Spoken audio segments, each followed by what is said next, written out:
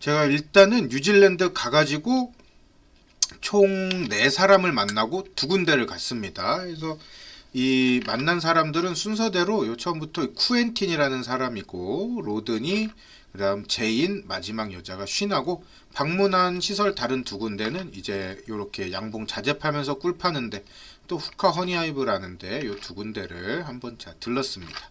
그래서 일단 순서대로 소개해드리자면은 1번 쿠엔틴이라는 사람을 가장 먼저 만났어요. 이 사람은 요 사람인데 나이가 저랑 좀 비슷했어요. 나이가 저보다 약간 40대였는데 이 뉴질랜드 카이코우라라는 여기에 있었습니다. 남섬에 있었어요.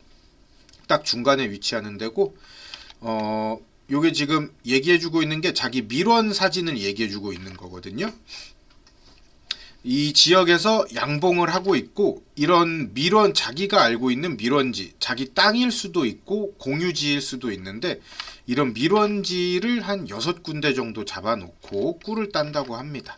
그리고 요런 밀원지는 자기가 개발한 게 아니라 자기 할아버지 때부터 밀원지를 개발했고 3대째 지금 양봉을 하고 있다고 합니다. 그래서 소개를 해준 게, 이 여기 보시면은 요 구석에 트럭 있죠. 이 트럭 있는데 2차 대전 때 쓰던 트럭이래요. 그 2차 대전 때 쓰던 트럭을 아직도 쓰고 있다고 합니다. 지금 이 트럭이거든요. 자기 할아버지가 작은 할아버지랑 같이 전쟁 끝나고 나서 양봉을 시작했는데, 그때 이 트럭을 가지고 왔대요. 근데 이거를 아직도 쓰고 있대요. 자기 말로는. 그래서 이런 식으로 실어서 봉장을 이동할 일 있으면은 이런 식으로 실어서 이동한다고 합니다. 여기 그 크레인 보이죠? 야, 트럭도 참전용사네 막 이러고 농담하고 그랬었거든요. 봉구는 이 사람은 한 500군에서 1000군 간다고 한대요. 이게 왜 500군이나 이 규모가 차이가 나냐면은 꿀 딸 때는 이제 500군 정도 땄다가 이제 얘네들은 꿀을 따고 나면 분봉을 해요. 우리나라는 꿀을 따고 나면 여름이라서 번식기가 끝나기 때문에 이제 분봉 그때 돼서 많이 하기가 힘든데, 얘네는 꿀을 따고 나서 분봉을 많이 합니다. 그래가지고 분봉을 하고 나면은 이제 1000군 정도 가고, 또 이제 이 분양도 했다가 또 뭐 키우고 막 했다가 500군으로 꿀 따고 또 1000군 되고 이렇게 계속 왔다 갔다 한다고 그럽니다.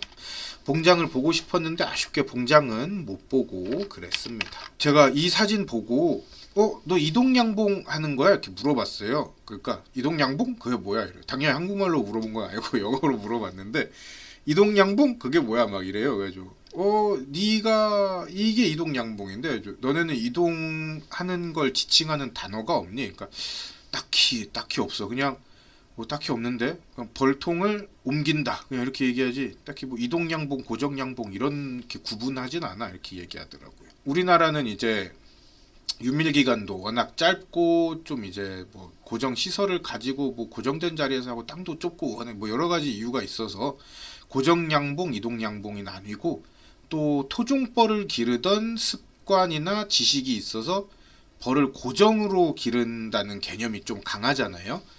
근데 얘네 같은 경우에는 애초에 밀원지마다 벌통을 둡니다. 밀원지마다 벌통을 두고, 이 밀원지에서 유밀이 끝나면은 이 통을 저 밀원지에 가서 합류시키고, 또 그 밀원지가 끝나면은 다시 원래 자리로 가져오고, 이런 식으로 좀 뭐랄까, 애초에 한 5군데의 한 5개 정도의 봉장을 가지고 거기에서 개별적으로 꿀을 따다가, 작황이 안 좋은 밀원지의 벌통은 작황이 좋은 곳으로 옮겨서 꿀을 따고, 이런 식으로 하기 때문에 우리나라가 하는 그런 꿀을 아예 막 쫓아서 모든 벌통이 이동하는 이동양봉 이런 개념이 없었습니다. 그래가지고 이 이동양봉을 얘기했을 때 이해를 못하더라고요. 그리고 이때 설명을 해줬죠. 우리는 이제 한 장소에서 시작을 한 다음에 주로 남쪽에서 북쪽으로 쭉 가면서 온 국토를 훑으면서 꿀을 딴다, 우리나라는. 야, 그래서 뭐 얘네 이제 요 이 카페에서 꿀이 워낙에 많아가지고 요 다 시식을 시켜주더라고요. 이렇게 시식을 시켜줘서 이 5종류 꿀을 다 먹어봤습니다. 이 5종류라고 하면 아까 말씀드린 것처럼 뭐 피나무나 헛개처럼 땄다가 못 땄다, 땄다가 못 땄다 이게 아니라 꾸준히 땁니다. 꾸준히 따요 진짜. 이 5종류가 꾸준히 딸 수 있는 그런 꿀 종류가 되겠습니다. 두 번째는 로든이라는 사람을 만났고, 요 아저씨는 이제 여기 크라이스트처치 남섬 요쪽에서 양봉을 하는 사람이었습니다. 뉴질랜드는 북쪽으로 갈수록 추워지기 때문에 약간 이제 너무 따뜻하기보다는 뉴질랜드로 따지면은 약간 서늘한 지역에 사는 그런 사람이었습니다. 이 사람은 봉장을 제가 가봤어요. 다 이렇게 봉장도 가보고 채밀시설도 두 가지를 다 볼 수가 있었습니다. 이 로드니 아저씨 같은 경우에는 벌통을 한 400통 정도 기르고 있고 혼자서 하고 있다고 합니다. 혼자서 하고 가끔가다 알바 쓰고 이렇게 한대요. 채밀 시설이 기계가 총 4가지로 이루어져 있어요. 첫 번째는 채밀기, 그 다음에는 이게 밀랍 탱크예요. 밀랍을 걸러내는 밀랍 탱크입니다. 꿀이랑 밀랍이 안 섞이도록 걸러내는 밀랍 탱크고, 그 다음에는 꿀을 저장하면서 밀랍을 또 걸러내는 또 탱크입니다. 마지막으로 모든 불순물이 걸러지고 나면은 여기 있는 저장 탱크로 가는 거예요. 꿀이 결정화되고 크림꿀을 만들고 싶으면은 여기 있는 크림꿀 탱크로 옮겨서 또 크림꿀을 만듭니다. 이런 식으로 채밀 시설을 가지고 있어서 이런 시설을 구경할 수가 있었습니다. 이런 시설은 전업 양봉 농가에는 거의 다 있다고 해요. 취미로 하거나 새로 양봉을 시작했거나 이런 농가 중에서는 채밀 시설이 없는 농가도 있지만 전업으로 양봉을 하고 있고 양봉으로 소득을 어느 정도 올리고 있는 농가는 모두 다 이 시설을 가지고 있다고. 이 아저씨한테 가서는 봉장을 3군데를 들렀어요.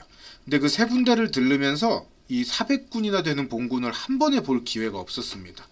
왜 그러냐면은 지금 이것처럼 봉장별로 벌통을 몇 개씩 쪼개가지고 배치를 해놓는데 최대 거의 한 50군 정도로만 배치를 해놓는다고 합니다. 그래서 이렇게 뚜껑을 열어서 벌을 보여주고 이런 거는 찍어 올 수 있었는데, 우리나라처럼 뭐 양봉사가 쫙 있다거나 뭐 벌들이 이렇게 벌통이 막 50개가 줄지어서 쫙 오하열을 맞추고 서 있다거나 요런 거는 볼 수가 없었습니다. 그 이유가 이제 우리나라랑 관리하는 방법이 좀 달라서 그렇습니다. 요거 같은 경우에는 당근밭입니다. 당근밭인데 당근밭에 벌통을 갖다 놨대요. 왜 갖다 놨냐 물어보니까 이쪽 지역의 양봉업자들은 남의 밭에다가 수분 작업을 해주고 돈을 받는 게 하나의 소득원이라 그래요. 이게 지금 죄다 당근밭이에요, 여러분. 이 눈에 지평선 보이시죠? 지평선. 이 지평선이 전부 다 당근입니다. 이게 지금 이 사람이 몇만 에이커라 그랬는데 지금 몇만 평인지도 모르겠어요. 전부 다 당근인데 이 당근밭 사방으로 해가지고 여기 벌통 한 10개, 여기 10개, 막 여기 10개, 여기 10개, 여기 10개, 여기 10개 뭐 이런 식으로 갖다 놓는 겁니다. 그러니까 한 번에 50개, 400개가 모여 있는 거는 볼 수가 없겠더라고요. 그 다음에 이제 클로버 꿀을 딴다길래 클로버 밭에서 딴대요. 그래서 무슨 소리 하니? 아저씨 무슨 소리 하세요? 클로버는 잡초지 어떻게 클로버 밭이 있어요? 그러니까 클로버 밭이 당연히 있지, 보여줄게 이러면서 가더라고요. 갔는데 진짜 장관입니다. 지평선인데 차를 타고 가면서 이걸 찍었어요. 이게 1분 동안 차를 달렸는데 클로버 밭이 1분 동안 이어지더라고요. 그래서 대충 계산을 해보니까 한 70km로 달렸다 치면은 클로버 밭이 이게 몇 킬로였더라? 걸어서 15분, 한 1.5km가 클로버 밭이었던 것 같아요. 그래서 여기에다가 또 여기 사방에다가 벌통을 한 50개씩 갖다 놓는 거예요. 자, 이제 북섬으로 넘어왔고 여기 해밀턴이라는 오클랜드 대도시 바로 밑에 있는 지역입니다. 아까 말씀드린 것처럼 뉴질랜드는 북쪽으로 갈수록 따뜻해집니다. 그래서 우리나라도 따뜻한 경상도에서 양봉 많이 하고 경상북도가 우리나라에서 양봉 1등이잖아요. 똑같이 따뜻한 북섬에서 양봉을 많이 하고 그 중에서 양봉을 제일 많이 하는 지역이 이쪽 해밀턴이 있는 와이카토 지역입니다. 그래서 우리나라로 따지면은 제가 경상북도를 방문한 셈이 된다. Hi, I'm Jane Lorimer. I am the Director and Manager of Hillcrest Apiaries Limited, and we run approximately 1,500 beehives, and we do quite a number of different things with our bees.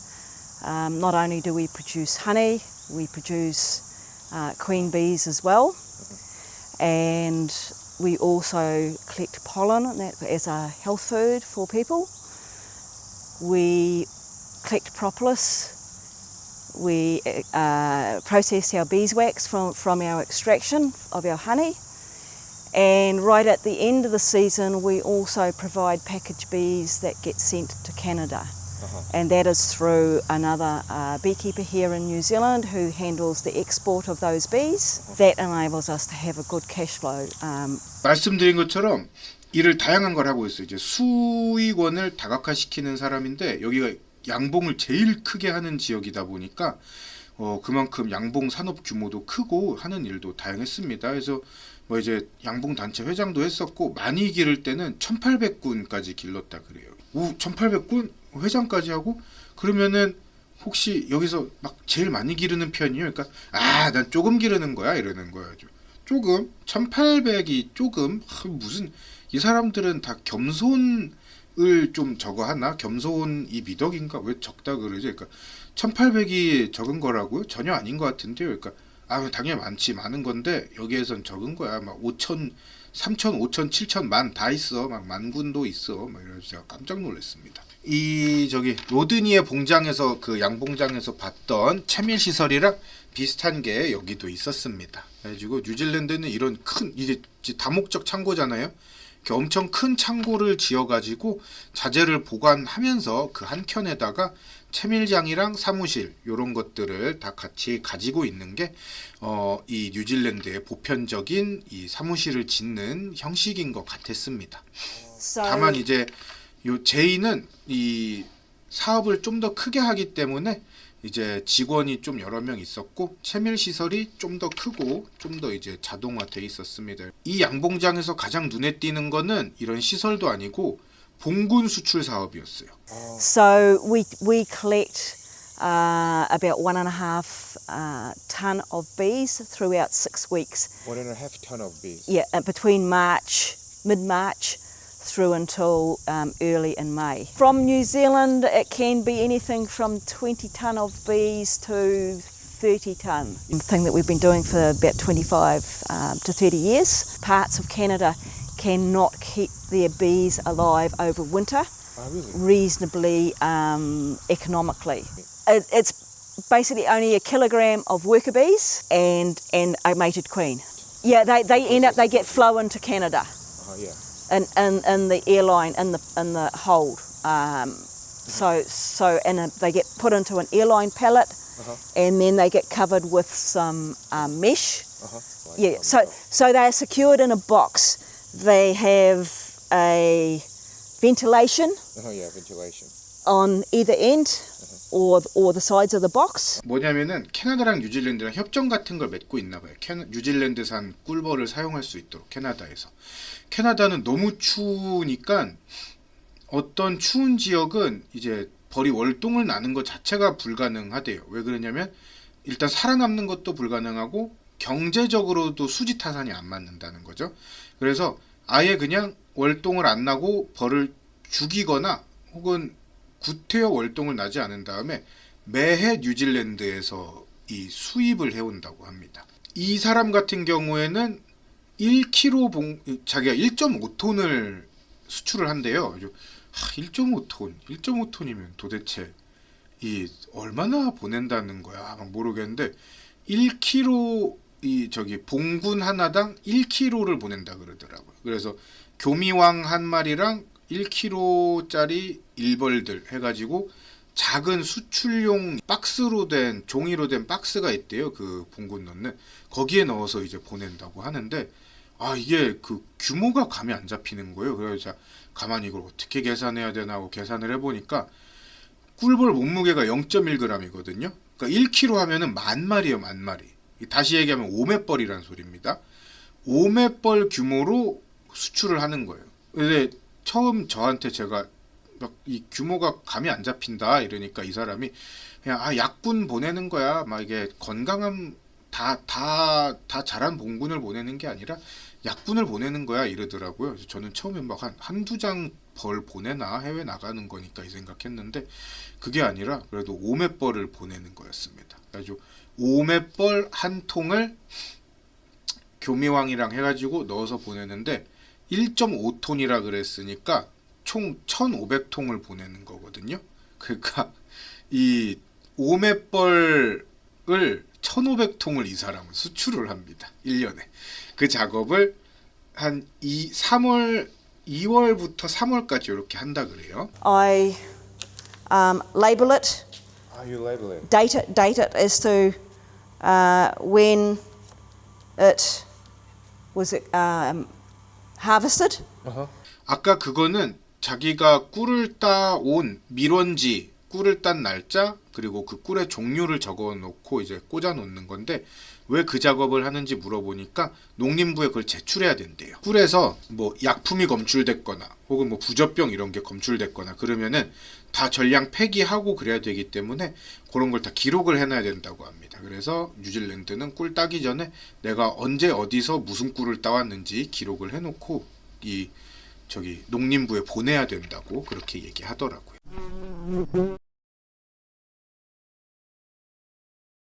쉬나라는 분을 만났습니다. 쉬나라고 이 아줌마인데 이 농사꾼 안 같죠? 되게 우아해요. 말하는 것도 우아하고 그렇습니다. 이제 오클랜드라고 뉴질랜드의 거의 최북단이라고 생각하시면 돼요. 대도시이자 최북단이고 가장 따뜻한 지역인데 여기에 와서 만난 분입니다. 이분은 이제 소개를 해드리자면은 미생물학 석사 출신이에요. 미생물학 석사 출신이고 본인이 이제 직업을 뭐랄까 하다가 가장 연관이 깊은 양봉업을 선택했다 그러고 마침 남편도 양봉을 같이 하겠다 그래서 같이 하고 있다고 합니다. 그래서 석사다 보니까 뭐 이제 병균이나 이 응애나 부저 관리 이런 거에 대해서 말을 많이 들을 수가 있었습니다. AFB. So there's a couple of things here. You have to inspect your hives. Somebody with they call it a DECA license, so it's a certification, so that the government agencies know that you know how to identify American foul brood. So you get like a little certificate. So you can either hire someone in. Richard has his own DECA license, and so he inspects his own hives, and then he gets calls for people going every year. I can't remember if it's only once a year or if it's twice a year. Wow. But there's reporting requirements. Unless it's more than one time Yeah. in year. Yeah. Okay. Sometimes people, want to be hobbyist beekeepers, and they start with a beehive for all the right reasons. They want to help bees and all the rest, but they don't know what they're doing. 이런 식으로 이제 뭐 부저병 뉴질랜드에서는 부저병을 막 이렇게 열심히 관리하는데 그 이유나 뭐 흐름에 관해서도 이렇게 얘기를 해주더라고요.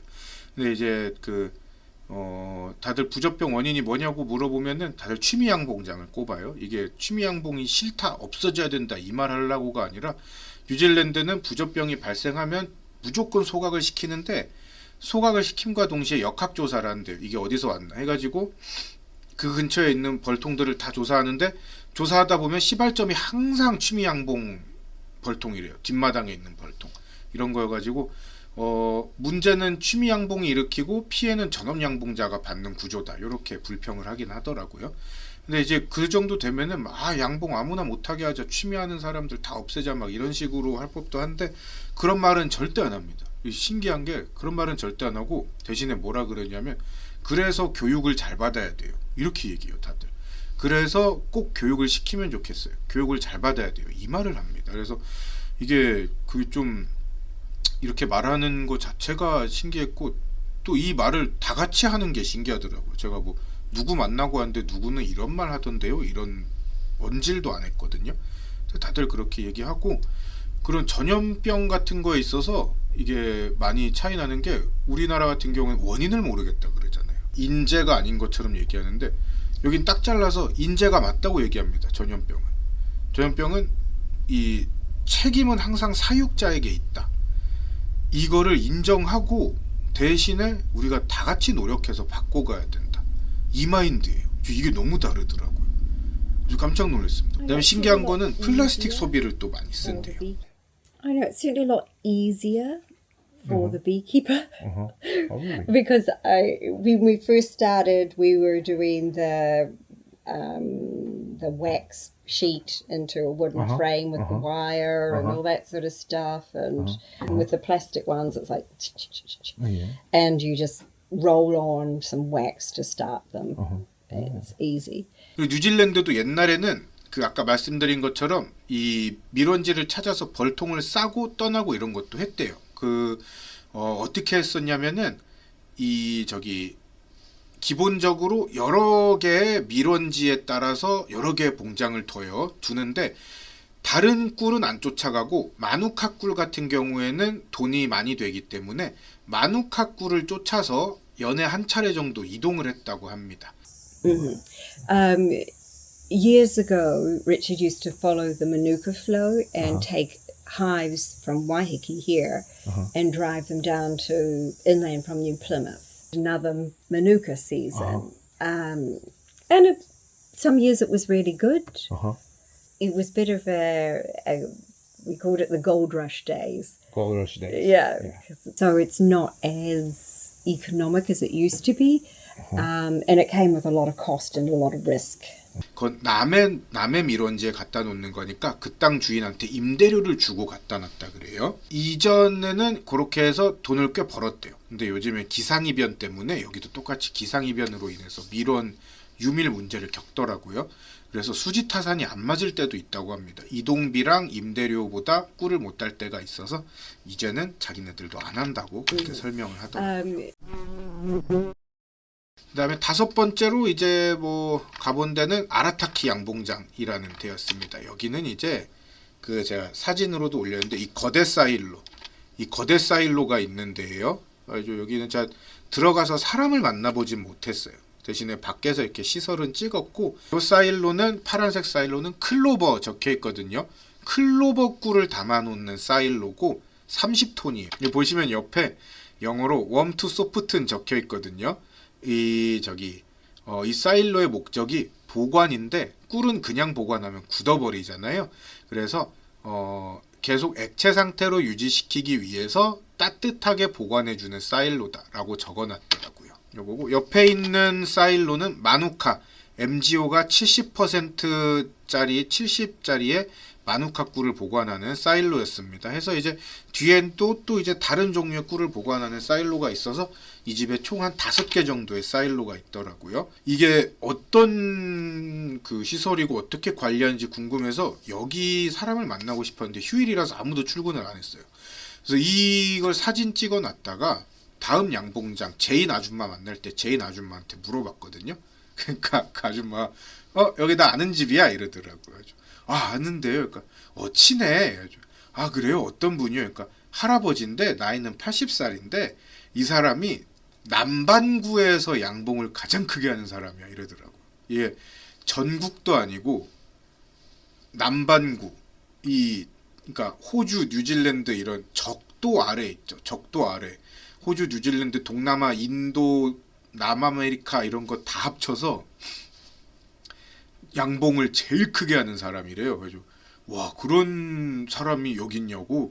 그러니까, 대단해. 이 사람은 얼마나 크게 하는데요. 그러니까 이 사람은 벌통이 17,000통 이러는 거예요. 1,700통이 아니라 17,000통을 가지고 있고 양봉장이 뉴질랜드 전국에 있대요. 북섬 곳곳에 양봉장이 있고 남섬 몇 군데도 양봉장이 있고 그래서 뉴질랜드 전국에 봉장을 두고 밀원지를 두고 꿀을 따는 사람이고 벌 관리하는 직원만 20명인가 이렇게 두고 있고 막 그렇다고 합니다. 아들 둘이랑 같이 하고. 그래서 그런 사람이 운영하는 이 회사도 제가 지나가다가 얼핏 볼 수가 있었습니다.